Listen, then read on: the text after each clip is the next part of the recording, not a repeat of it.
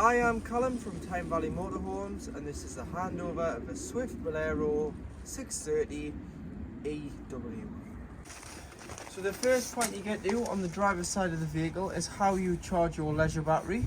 Should you be at home and home charging, or you've arrived on your site, hook the motorhome up. This is the hookup point. So you'd get your hookup blade, pull this out of the vehicle slightly, lift the collar on the hookup blade, slide the hookup blade onto the hookup point on the vehicle, always hooking the motorhome up first, then the power source, and do it in reverse order when unhooking, so that you're never walking around with a live lead.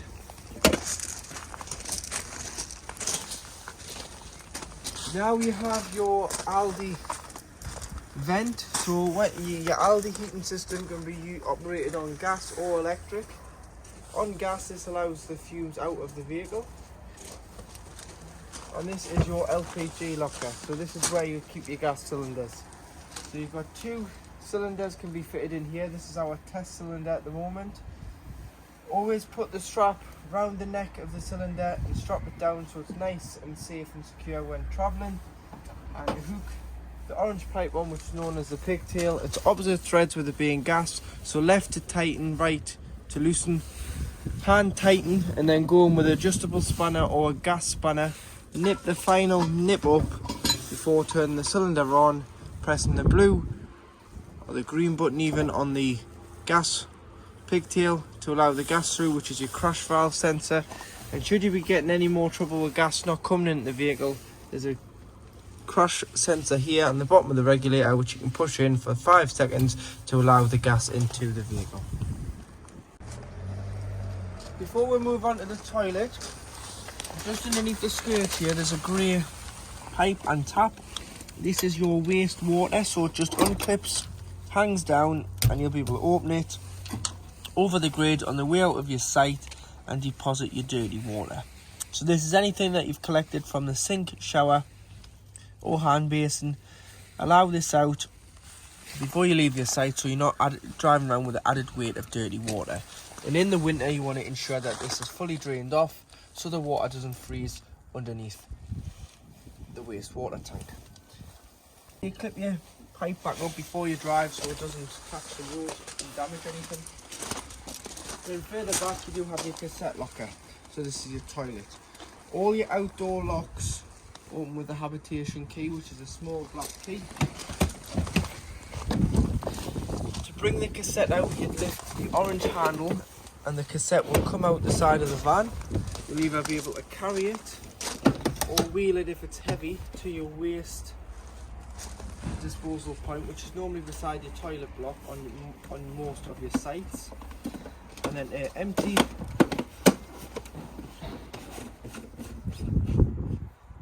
Unscrew the cap, put the cap to one side, press the orange button at the back of the cassette when pouring it, allows a bit of air in and stops it glugging. And then once you've emptied it, you put some water in, so you can normally find a tap beside the disposal point for the toilet. Put some water in, give it a rinse before going in with a cap full. This is 120 ml of chemical, which can either be blue or green. And then you just put that back into the Coming around the back of the motorhome, you've got your high level brake light and rear view camera. Just in.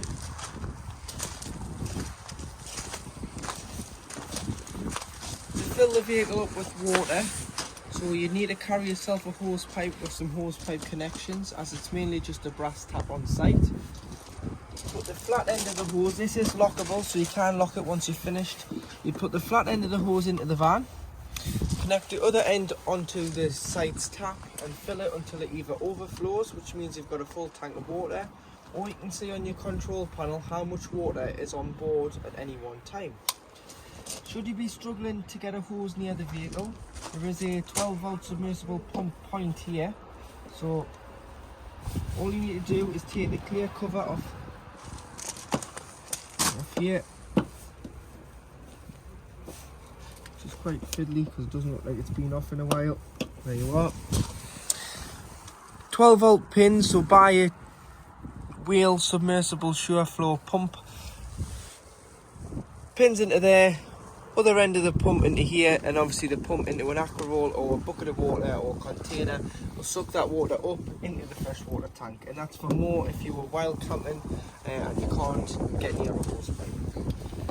To drain all the water that you've just put in here off, you've got a blue pipe underneath, and you just open that and drain your fresh water out. So you want to make sure that's fully drained off in the winter to avoid it freezing. If you're leaving the vehicle parked up for any length of time, you drain it down. Or if you've taken a source of contaminated water when touring, you let that out and clean your tank out. And then you can just slot your pipe back up into here before travelling. Two fridge vents, an awning light and an awning. It's a bit windy here now to show you the awning, so any wind speeds over 15 miles an hour, don't bring the awning out because it can damage the vehicle, the awning or the vehicle you park next to. Your central locking, your habitation door works off the central locking. Got some storage underneath this bench seat here. It is full of your carpets at the moment, and underneath this panel here is where your leisure batteries live. So you just remove these little white caps, unscrew them, 3 this side, 3 the other side, lift the black cover, and you've got space for your leisure battery. And in this corner here you've got a 40 amp main breaker fuse for your leisure battery, which is just here. So should you still not be getting power from the leisure battery, check the fuse hasn't blown. To fill the vehicle with fuel, which is diesel fuel, you use the main ignition key on the lockable cap, and you'll be able to put the fuel filler into there and fill with fuel. You've got your tyre pressures on the slam panel of the passenger door, which is 5 bar on the front, which is 72.3, and 5.5 bar on the back, which is 79.5. Engine battery lives underneath here, so you lift this cover up. And there's the main engine battery underneath the floor of a Fiat Ducato, and underneath the passenger seat is the toolkit, so it includes a jackknip brace and a torn eye underneath there. Bonnet release can be found on the side of the dashboard when you open the passenger door.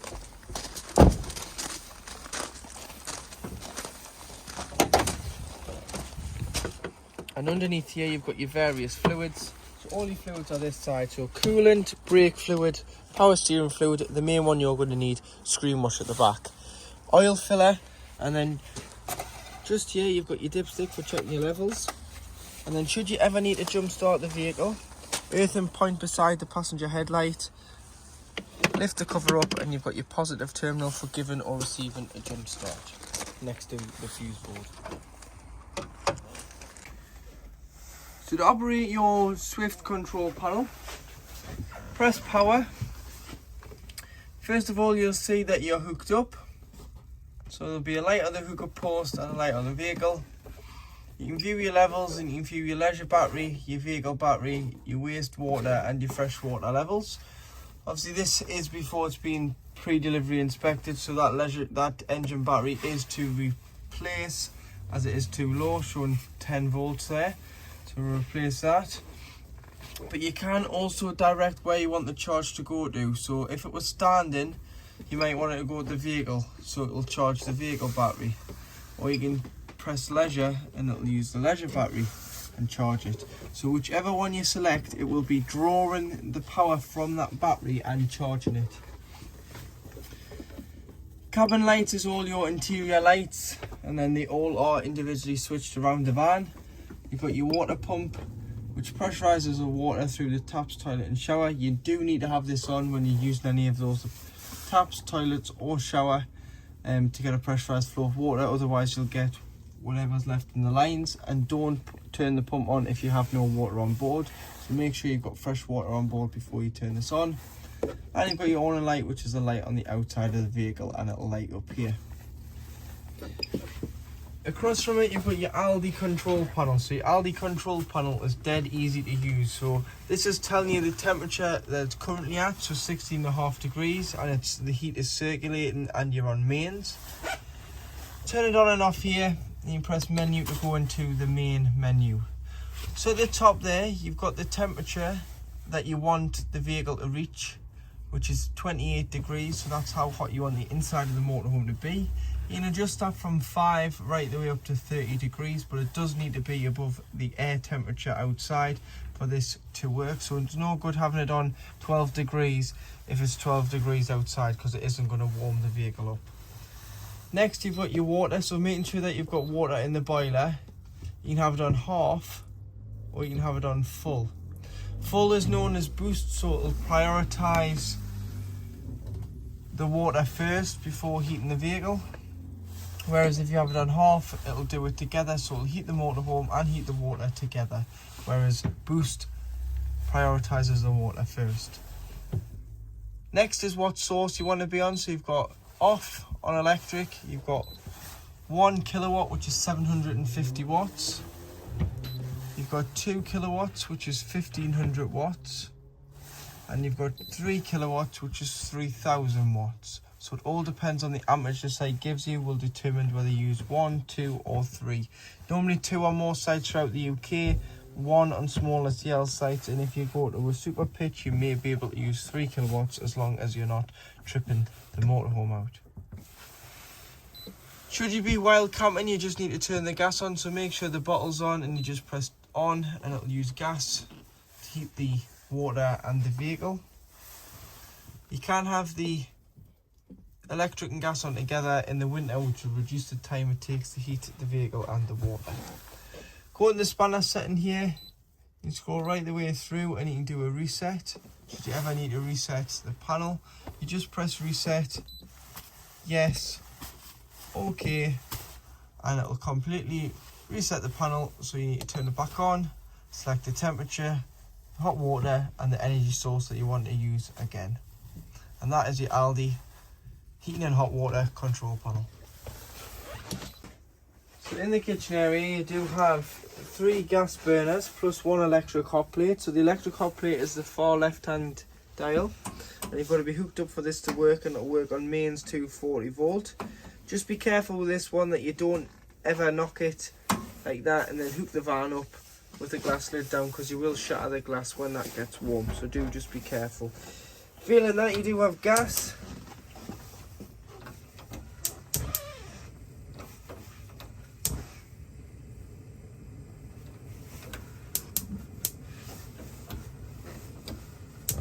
so 3 gas there.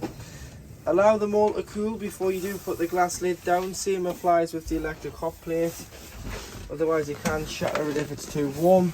And then you do have a grill,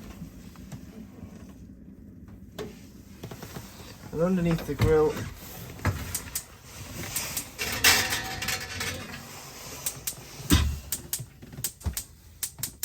and you have your oven. If you haven't had gas on for a while, it's always best that you prime it through. So to prime it through, all you need to do is start off with the hob. That's the highest place the gas is going to get to. So just push and hold it in for a few seconds before lighting, when you hear the gas coming through the lines. And that'll help all other gas appliances light on gas if it's either been turned off over the winter or you haven't used it for a couple of months. Up here you've got some storage either side of the microwave. The microwave is a mains household microwave, so it's an 800 watt unit, so you've got to be hooked up for this to work, and just quick start there is a minute each time, or you can turn it, or you can select obviously your power and then quick start each minute. Underneath you do have some storage in the carousel cupboard, so this will turn around so you can get into all sides of the carousel cupboard. Draining board lives underneath the sink,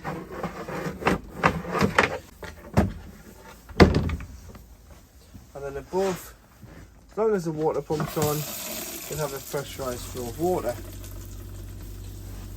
And that's hot water there. As you can see, the steam coming off the water, your hot water system is working as it should. 2 240 volt sockets here on mains electric, and you've got your kitchen lights. Underneath the oven you do have your electric hot plate isolation plug, and you've also got your gas taps. So your gas taps are here, so they're all different colours, and on the sticker here it explains how to close them and what gas tap does what. So any problems with gas, you can turn the gas tap off of the appliance that's giving you trouble, but turn the bottle off to be safe, as it's far safer to isolate the full gas supply and be 100% sure that the gas has stopped. Across from the kitchen you do have your fridge, so you've got a separate freezer box to the fridge, and this is a Dometic fridge freezer unit. To operate, in the middle is your control panel.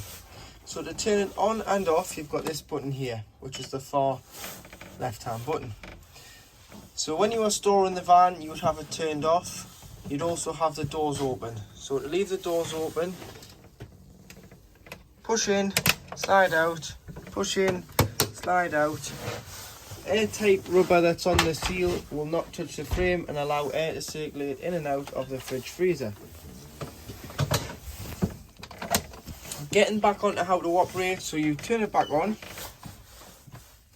A light up, and A stands for automatic energy selection, so it picks out the best source available to the motorhome at any one time, and it will always prioritise mains 240 volts, which is the picture of the plug, so you see that's lit up as well.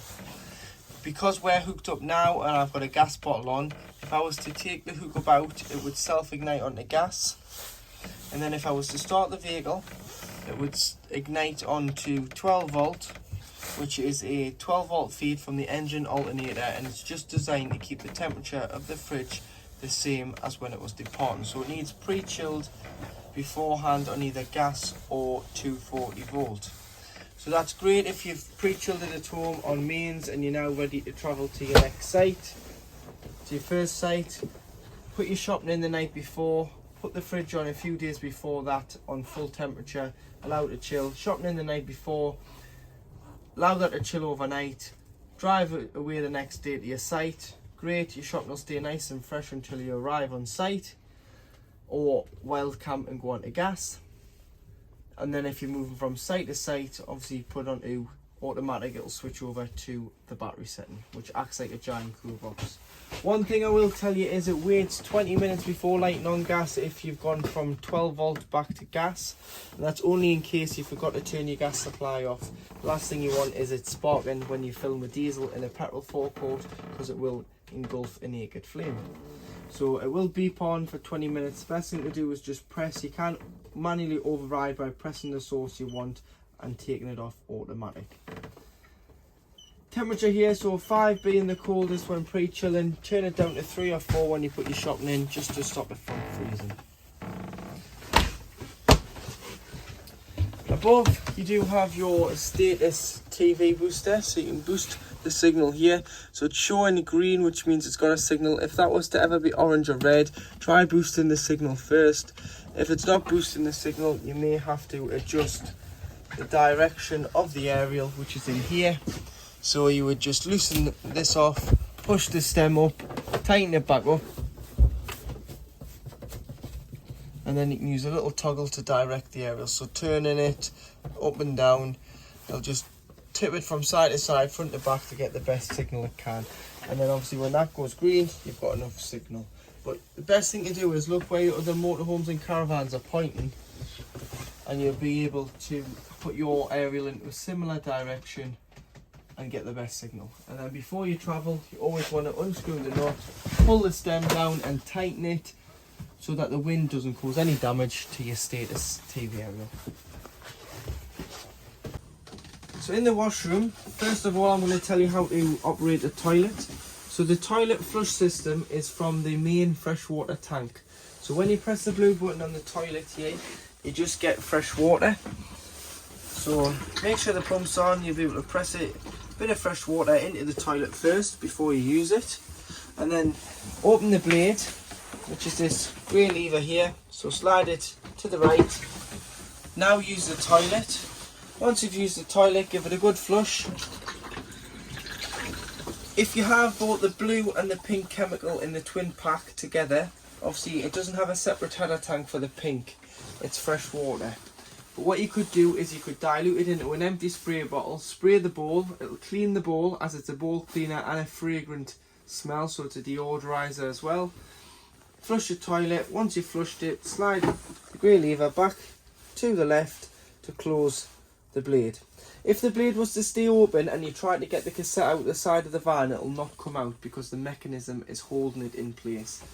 And when the cassette is full, you'll get 3 green lights underneath the diagram of the cassette here at the top, indicating it's full. You've got a heated towel rail here, as the Aldi system is more like a household radiator system. You've got a heated towel rail, toilet roll holder, some storage up here and some towel rail holders.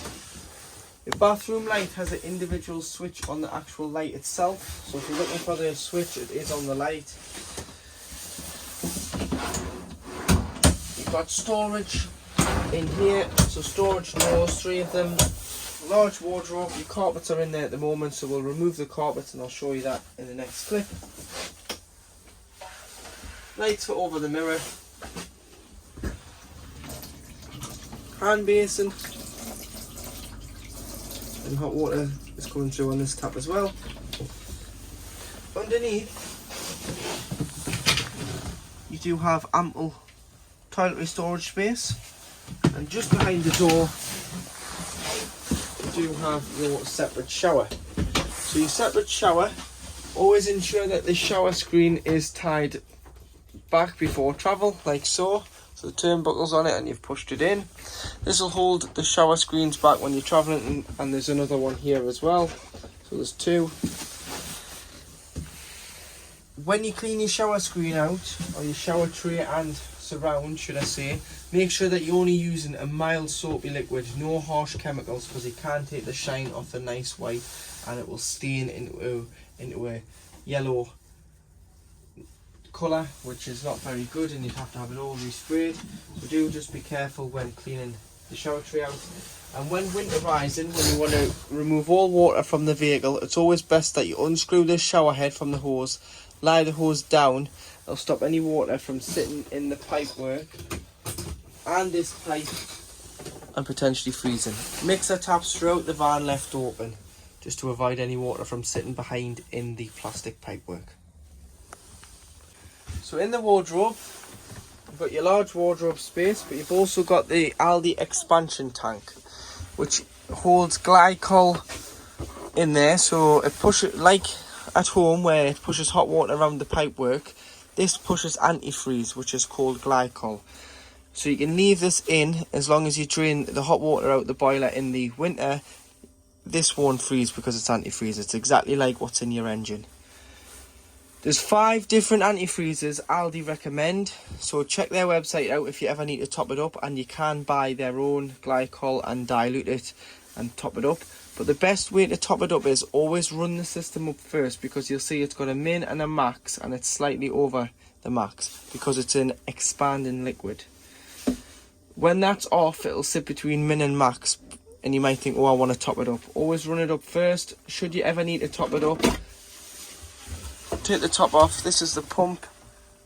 Unscrew that and you can top the antifreeze up. The antifreeze has a lifespan of 5 years, so every 5 years you do need to fully drain the system off and change the liquid. So in the locker just behind the driver's seat is where you'll find your Sargent EC 450 power supply unit. So you've got all your trips here on mains electric. So if you trip the vehicle out, try here before you try your main site. And if you aren't getting electric, the best way to check is either if you've got a microwave fitted like this motorhome has, that lights up, you're getting 240 volt. If not, you can try and trip the vehicle out. If it trips, you're getting power. If it doesn't trip, you're not getting power. So it's probably where you're connected to. Charger and heating and hot water system, they need to be pushed in. I'll leave them pushed in now. They are the main fuse spur to the charger, which charges your leisure battery when you're hooked up, or vehicle battery, and the heating and hot water system, which works on mains voltage.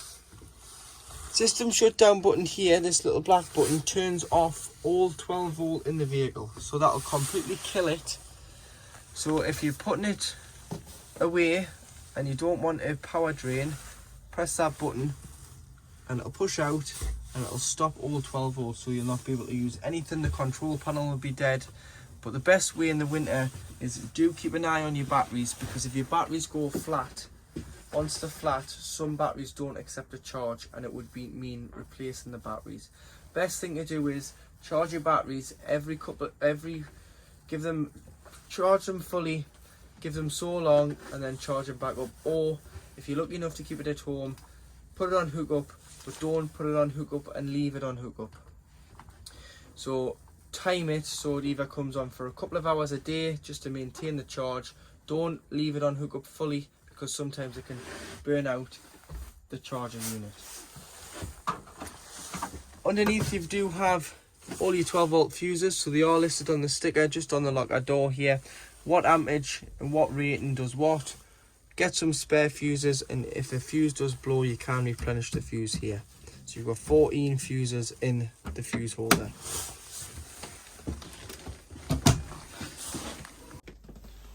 So underneath the bench seat in your lounge behind the driver's seat, just in front of the kitchen, is the location of your Aldi boiler. So your boiler heats the vehicle and heats the water. So in here, this houses 10 litres of hot water at any one time, and it's automatically refilled with 10 litres as soon as you open the tap on the hot side. And it'll draw it from the main fresh water and fill this up as you're using it. That is great in the summer. You can leave the water in, it's not going to freeze. In the winter, when we're experiencing colder temperatures, you must drain the vehicle down. So that's fresh waste boiler, and leave all the taps throughout the van open to avoid any water from sitting in any pipes, tanks, or the boiler itself, because you could potentially cause damage, which is known as frost damage. Frost damage is caused by the colder climates. So what I would do is, from October, the back end of October, to around March, April time, always make sure you drain the vehicle down. So that's if you're parking it up and not using it till after Christmas, or you're parking it up and you're using it every other weekend, you must drain the vehicle down. And to drain it down, all you need to do is little yellow toggle here, lift that up on end, and it will drain out all the 10 litres of water directly out underneath the chassis. And you do that without the pump on. So the pump there is kicked in. That's because I've got the pump on, because I've been showing you the taps, toilet and shower working. Turn that off, lift that up, drain the water out, leave all the taps throughout the van open, put the control panel on and put the pump on for approximately 10 seconds, no more. What that'll do is it'll just blow any water that's in any pipes out the taps, which means that the pump itself here and the filter haven't got any water sitting in them, because if you leave water sitting in these as well, with the cold they'll split, they'll freeze, and then it's a case of replacing a pump and a filter, and that's expensive, but not as expensive as replacing the boiler, and the boiler is very expensive. So you want to ensure that this is fully drained down in the winter to avoid frost damage, because frost damage isn't covered by your warranty. It's your responsibility to drain the vehicle down, and that will be boiler, all the taps, fresh and waste outside, and then turn the pump on and turn it back off and blow the water out of the pump to avoid that from freezing.